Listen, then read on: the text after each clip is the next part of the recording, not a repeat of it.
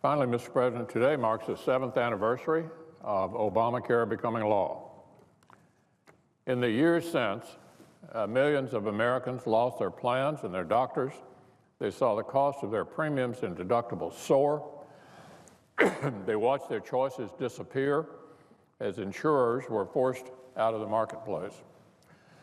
Former President Bill Clinton called Obamacare the craziest thing in the world. He's right.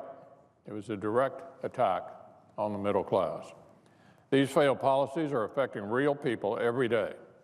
Americans expected the law to deliver on its promises, but instead they paid more and received less. Obamacare has been a flawed system from the start, and over the past 7 years, things have gotten progressively worse. Our nation cannot continue on this trajectory as Obamacare continues to unravel at every level, leaving Americans to pick up the pieces. On the 7th anniversary of Obamacare's enactment, Americans deserve a better way forward. And thankfully, we finally have a Congress and a president who are committed to delivering much-needed reform. The legislation currently before the House will help bring relief.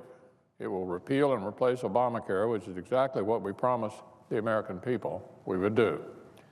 Instead of forcing Americans to buy something they may not want, like Obamacare does, this bill gives Americans the freedom to choose what type of coverage is right for them.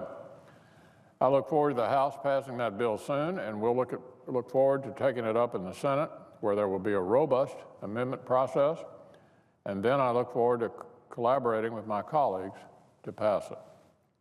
It's important, however, to remember that this bill is only one part of a three-pronged strategy to bring relief. The administration is already working to fix the damage 7 years of Obamacare has done to the health markets across the country, and we'll continue to consider further legislation in Congress to bring more competition and reform. It's time to move on from 7 years of Obamacare's broken promises and unyielding attacks on the middle class. The status quo is not an option, so let's work together to get this done.